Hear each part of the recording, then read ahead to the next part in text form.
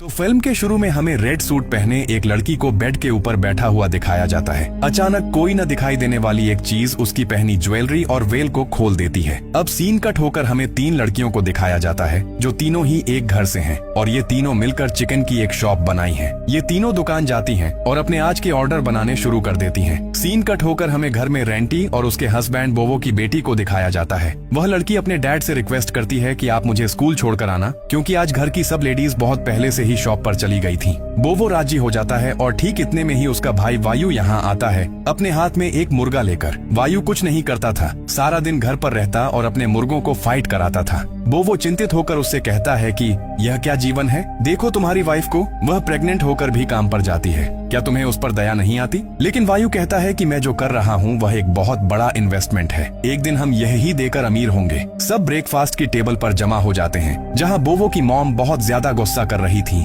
रेंटी पर, क्योंकि आज ब्रेकफास्ट न बनाकर ही अपनी शॉप पर चली गई थी। तभी तक तीनों घर वापस आ जाती हैं। ओल्ड लेडी सिटी को तो कुछ नहीं कहती, बल्कि रेंटी को डांटती है। रेंटी और सिटी दोनों ही उनके बेटों की वाइफ थी और तीसरी लड़की उनकी बेटी थी। रेंटी को बुरा भी लगता है, लेकिन वह अपने मूड को एक तरफ रखकर इन सब के लिए ब्रेकफास्ट बनाने के लिए चली जाती है और गीता को कहती है कि तुम मेरी बेटी को स्कूल छोड़कर आओ। ओल्ड लेडी एक और बार रेंटी पर गुस्सा करती है कि तुम क्या अपनी बेटी को भी स्कूल छोड़कर नहीं आ सकती। तो यहाँ रेंटी उसे जवाब देती है, असल में मुझे बोवो को उसके काम पर भी छोड़कर आना है और इसके बाद अपना चिकन का ऑर्डर भी डिलीवर करने जाना है। अगर मैं उसे स्कूल छोड़ने जाना शुरू करती तो सब काम लेट हो जाते। ठीक इतने में ही अब बोवो भी बाहर चला आता है। वह कुछ पैसे अपनी मॉम को देता है और अपनी कुछ सेविंग्स वह वायु को दे देता है ताकि उसकी प्रेग्नेंट वाइफ को कोई समस्या न हो। खैर, अब रेंटी और बॉबो दोनों ही अपने काम के लिए निकल जाते हैं। रेंटी उसे कहती है, मुझे बहुत बुरा लगता है जब मॉम मेरे बिजनेस के बारे में इतनी गलत बातें कहती हैं। मैं घर के काम के अलावा इतना एक्स्ट्रा काम क्यों करती हूँ ताकि हमारी फैमिली अच्छे से चल सके। मेरे और आपके अलावा घर में कोई काम नहीं करता,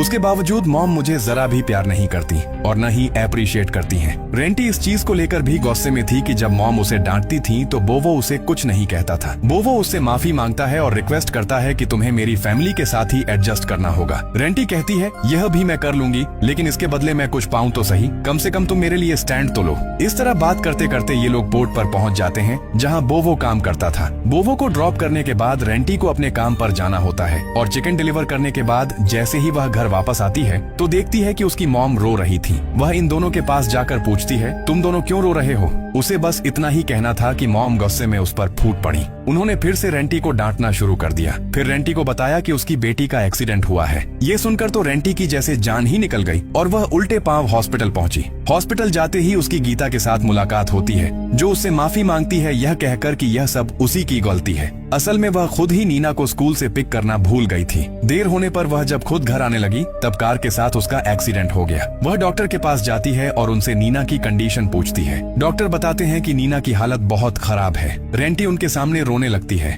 डॉक्टर उसे हिम्मत देते हैं और उसे प्रेयर करने को कहते हैं। रेंटी अब अकेले ही हॉस्पिटल में बैठी थी। वह इतनी विचलित थी कि उसे देखकर एक बूढ़ी महिला उसके पास आई जिनका नाम अटारी था। उन्होंने रेंटी को कुछ खाने को दिया और बोला, मैं जानती हूँ तुम तुम्हारी बेटी के लिए चिंतित हो, इसलिए तुमने सुबह से कुछ नहीं खाया। रेंटी हैरान होती है। उसने तो इस महिला को उसकी बेटी के विषय में कुछ नहीं बताया, लेकिन खैर वह उन्हें कुछ नहीं कहती है। अब उस ओल्ड लेडी उसे एक पेपर देकर जाती है और उसे कहती है कि अगर तुम्हारी बेटी का इलाज यहाँ से नहीं किया जा सकता तो तुम इलाज के अन्य तरीके भी सोच सकती हो। यह कहकर वह वहाँ से चली गई। रेंटी को बताया जाता है कि उसकी बेटी को बचाने के लिए उसकी एक बहुत बड़ी ब्रेन सर्जरी करने की जरूरत है, जिसके लिए बहुत पैसों की जरूरत होगी। रेंटी के पास जितनी सेविंग्स थी ब्रेन सर्जरी के लिए वह कम थी। वह अपनी गाड़ी भी सेल करने का डिसाइड करती है, लेकिन पैसों का इंतजाम अभी भी पूरा नहीं हो रहा था। इस कारण वह घर जाकर सबके पास घर बेचने की रिक्वेस्ट करती है, तो मॉम और वायु ऐसा करने से मना कर देते हैं। रेंटी के घर के लोगों में से कोई भी उसकी बेटी के लिए कुछ करने को राजी नहीं था। यहाँ तक कि वायु रेंटी के हस्बैंड की सेविंग्स भी उसे देने से मना कर देता है,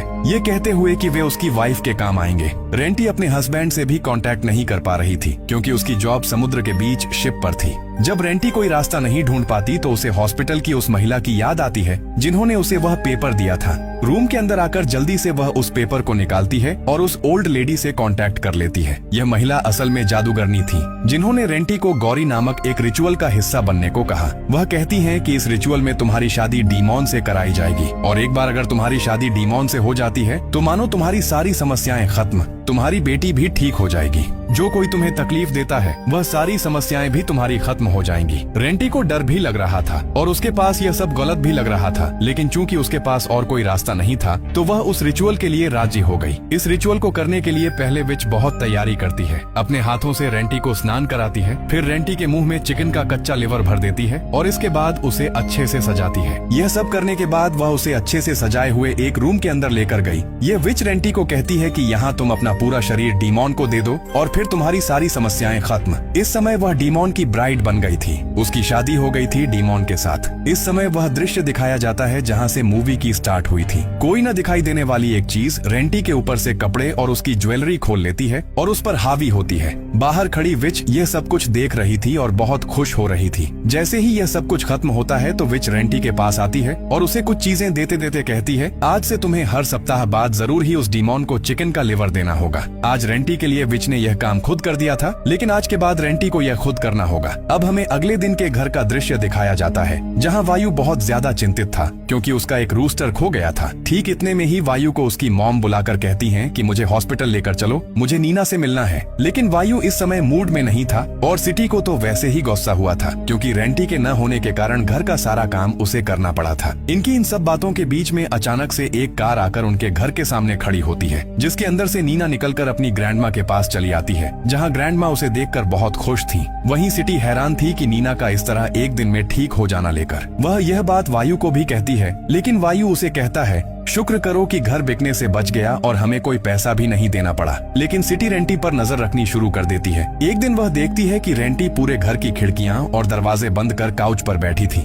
वह रेंटी से पूछती है, तुमने इतना अंधेरा क्यों कर रखा है? ठीक इतने में ही डोरबेल होती है और जब वह बाहर का दरवाजा खोलने के लिए जाती है तो वहाँ और कोई नहीं बल्कि रेंटी और उसकी बेटी ही थी। सिटी डर गई। इन दोनों को यहाँ रखकर वह उस दूसरी रेंटी को देखने के लिए गई, लेकिन अब तो वहाँ और कोई नहीं था। ये सारी बातें उसे डरा रही थी। सिटी यह सब बातें गीता के साथ भी डिस्कस करती है, लेकिन गीता को उसकी किसी भी बात पर विश्वास नहीं हो रहा था। उसे लग रहा था कि जैसे सिटी पहले भी रेंटी के बारे में उल जुलूल बातें करती थी, अभी भी वैसा ही कर रही है। गीता उसे कहती है, छोड़ दो रेंटी की जान और चलो अपने रूम में। लगभग 1 घंटे बाद वायु जब घर वापस आता है तो वह सिटी को नूडल्स बनाने के लिए कह देता है। सिटी उठकर किचन जाती है तो वहाँ एक मेंढक को देखकर उसे बहुत अजीब लगता है। वह मेंढक आकर उसके पैन के अंदर भी गिर जाता है और उसे निकालने के लिए वह फॉर्क से उसे स्टैब कर मार डालती है। और जब बाहर फेंकने जाती है तो देखती है कि अभी तक रेंटी वॉशरूम में ही थी। वॉशरूम के अंदर से अजीब तरह की आवाजें आ रही थी, जैसे रेंटी वॉशरूम के अंदर किसी के साथ खेल रही थी। डोर के होल से वह जब वॉशरूम के अंदर देखती है तो सच में रेंटी अजीब तरह के काम कर रही थी। उस होल के माध्यम से वह रेंटी की वीडियो भी बना लेती है और अपने सब कॉन्टैक्ट्स में सेंड कर देती है। इस मामले से रेंटी जब सुबह मार्केट जाती है तो सब उसे देखकर हंस रहे थे और उसका मजाक उड़ा रहे थे।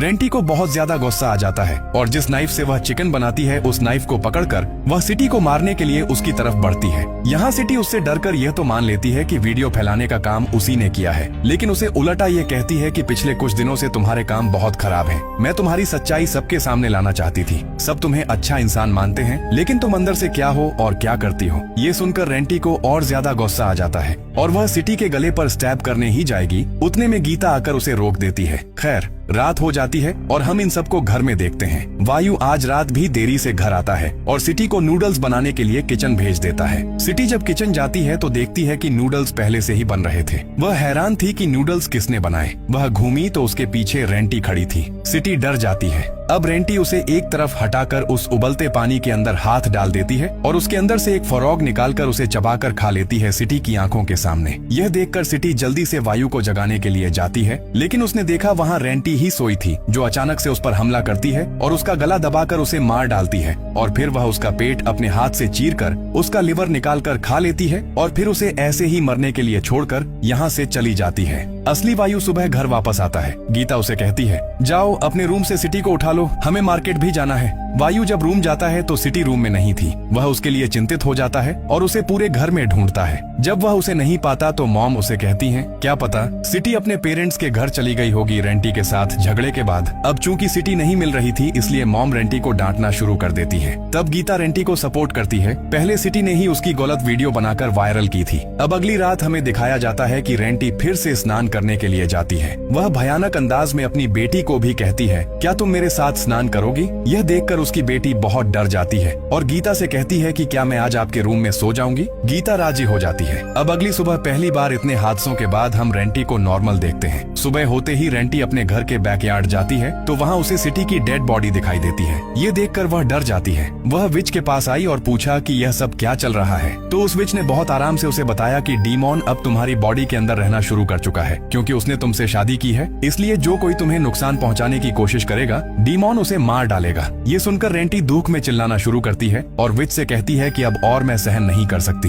मैं अपनी फैमिली में और प्रॉब्लम नहीं देखना चाहती। तो यहाँ विच उसे कहती है तुम जो चाहो करो या जो चाहो मांगो, तुम अब हमेशा के लिए डीमॉन की ब्राइड रहोगी। रेंटी दुख में रोते रोते घर वापस आई। सीन कट होकर हमें रात में वायु को दिखाया गया कि जब वह रात में रूस्टर की लड़ाई करा रहा था तब उसने भीड़ के बीच खड़ी खून में सनी सिटी को देखा। वह सब कुछ छोड़कर सिटी को देखने के लिए उसके पीछे चला जाता है, लेकिन वहाँ कोई नहीं था। वह वापस आया तो उसे पता चला कि वह अपना गेम भी हार गया है और वह अपने रूस्टर को भी अब घर नहीं लेकर जा सकेगा। घर आया तो वह अपने आसपास अजीब चीजें देखने लगा। वह अजीब चीज उसे एक गड्ढे के पास लेकर गई जहाँ उसने अपनी वाइफ सिटी की मृत लाश देखी। यह देखकर वह टूट गया। वह आकर ही रेंटी का गला पकड़ लेता है और उससे पूछना शुरू कर देता है कि क्यों मारा तुमने सिटी को, क्या बुरा किया था उसने तुम्हारा। रेंटी उसे कहती है यह सब मैंने नहीं किया। तो वह उसे अपनी शर्ट दिखाता है और कहता है मैं जानता हूँ यह तुमने ही किया है। अब मॉम जिन्हें सबसे ज्यादा अपने घर के सम्मान की चिंता थी वह वायु को समझाती है देखो यह बात घर के बाहर नहीं निकलनी चाहिए। अगर किसी को पता चलता है कि हमारे घर की लेडीज किलर है तो लोग बहुत बातें बनाएंगे। यही अच्छा है कि चुपचाप तुम अपनी वाइफ को दफन कर दो।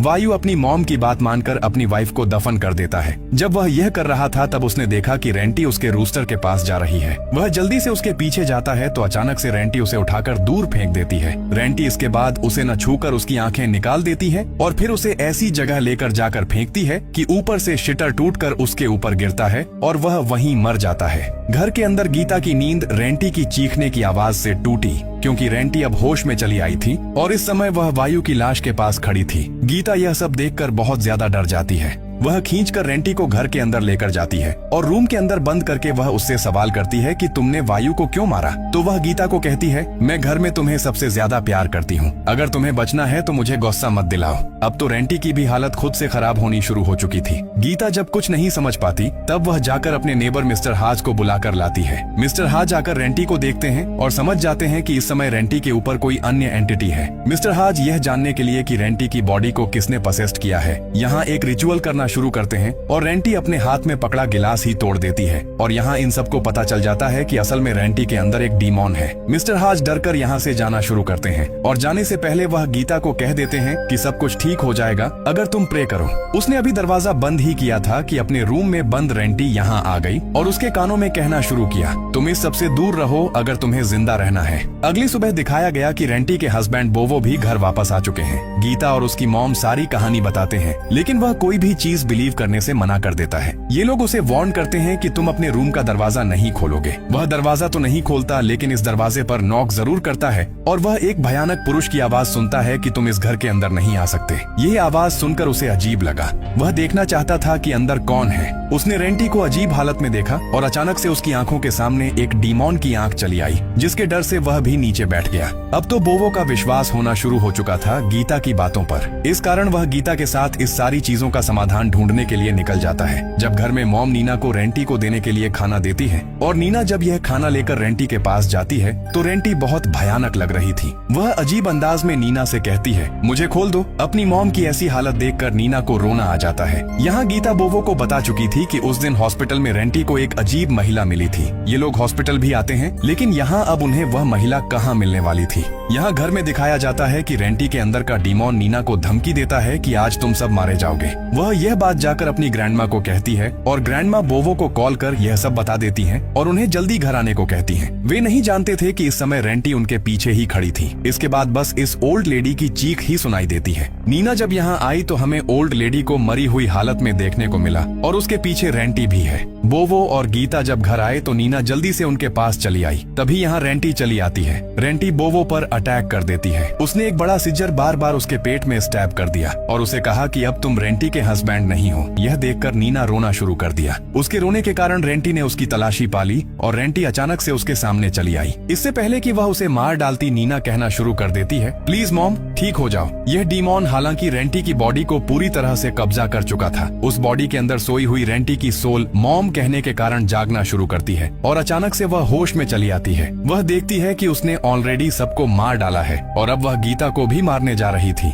यह देखते देखते वह गीता को कहती है, तुम यहाँ से भाग जाओ, मैं किसी भी पल पहले जैसी हो जाती हूँ। तुम नीना को लो और यहाँ से भाग जाओ। मैं तुम दोनों को मारना नहीं चाहती हूँ। मैं किसी को भी मारना नहीं चाहती थी। हालांकि गीता उसे छोड़कर जाना नहीं चाहती थी, लेकिन रेंटी उसे कसम देकर नीना को लेकर यहाँ से भेज देती है, जिसके बाद वह खुद अपने ऊपर पेट्रोल डालकर खुद को आग लगा देती है और यहाँ इस तरह रेंटी और उसके डीमोन की कहानी खत्म हो जाती है। मूवी के पोस्ट क्रेडिट सीन में हम गीता और नीना को देखते हैं, जो उस गांव से दूर दूसरे एक गांव में चली आई थीं और उन्होंने एक घर भी ले लिया था। उन्हें लगा था कि अब वे इन सारी समस्याओं से दूर चली आई हैं, लेकिन इसके बाद जैसे ही गीता यहाँ की अलमारी खोलती है तो उसके अंदर वह ब्राइडल ड्रेस दिखाई जाती है, जो मूवी के स्टार्ट में डीमोन ब्राइड बनने के लिए रेंटी ने पहनी थी। और यहाँ यह दिखाकर कि खतरा अभी खत्म नहीं हुआ है, ये मूवी यहाँ खत्म हो जाती है।